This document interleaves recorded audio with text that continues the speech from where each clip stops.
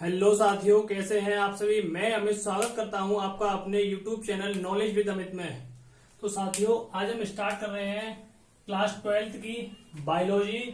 तो आज की क्लास में हम लोग देखेंगे कि बायोलॉजी का जो सिलेबस है वो क्या क्या सिलेबस है।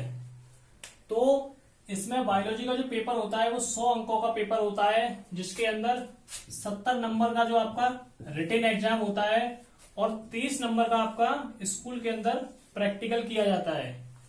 तो बायोलॉजी के सिलेबस को जो है 5 यूनिट में डिवाइड किया गया है। तो इसकी जो पहली जो यूनिट है वो है जनन, जिसको बोलते हैं हम लोग इंग्लिश में रिप्रोडक्शन। तो रिप्रोडक्शन के अंतर्गत जो पेपर होता है तो उसके अंदर आपका 14 नंबर बनते हैं, यानी फर्स्ट यूनिट से 14 नंबर का पेपर आता है। सेकंड जो यूनिट है आपकी वो है अनुवांशिकी और विकास, जिसे बोलते हैं हम लोग जेनेटिक्स एंड इवोल्यूशन। इसके अंदर से सबसे ज्यादा 18 नंबर का पेपर आता है, यानी कि सेकंड जो यूनिट है आपकी अनुवांशिकी और विकास, इसके अंतर्गत आपका जो पेपर आता है वो आता है 18 नंबर का।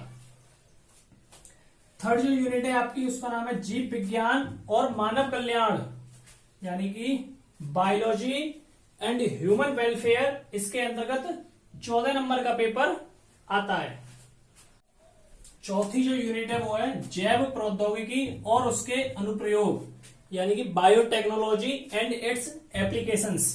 इस यूनिट से 10 नंबर का आता है, यानी कि ये 10 नंबर की आती है। पांचवी और जो आखिरी यूनिट है वो है पारिस्थितिकी एवं पर्यावरण, यानी इकोलॉजी एंड एनवायरमेंट, यानी पारिस्थितिकी और पर्यावरण से जो आता है वो 14 नंबर का आता है। इस प्रकार से आपकी कुल जो यूनिट बनती है वो 5 बनती हैं और जो पेपर होता है आपका 70 नंबर का यहां से बैठता है। अब जो हम लोग एक एक यूनिट को देखते हैं कि उस कितने चैप्टर हैं और उनका सिलेबस किस प्रकार है। साथियों, अगर आपको ये क्लास अच्छी लग रही हो तो आप हमारी इस वीडियो को शेयर करें, और अगर अभी तक आपने हमारे चैनल को सब्सक्राइब नहीं किया है तो सबसे पहले आप लोग हमारे चैनल को सब्सक्राइब करें। अब हम देखते हैं जो फर्स्ट यूनिट है अपनी जनन, यानी कि रिप्रोडक्शन, इंग्लिश में बोलते हैं इसको रिप्रोडक्शन। तो इसके अंदर 4 चैप्टर हैं। कितने चैप्टर हैं?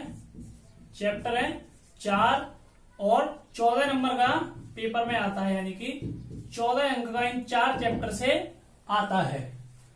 तो इस यूनिट का जो पहला चैप्टर है वो है जीवों में जनन।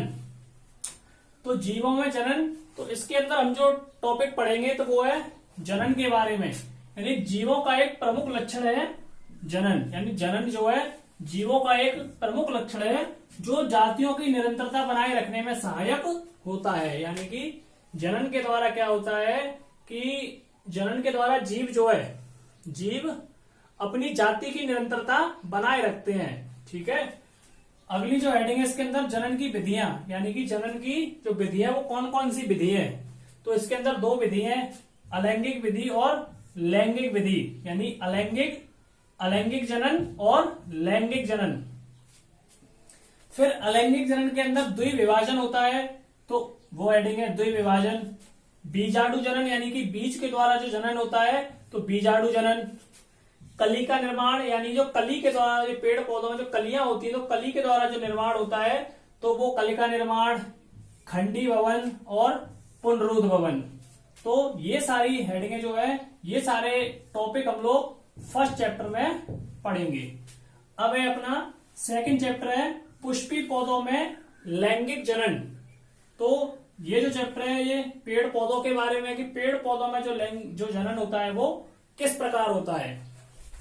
तो पुष्पी पौधों में जो लैंगिक जनन है इसके अंदर पहली हेडिंग है पुष्प की संरचना, यानी कि जो फूल जो बनता है वो किस प्रकार बनता है।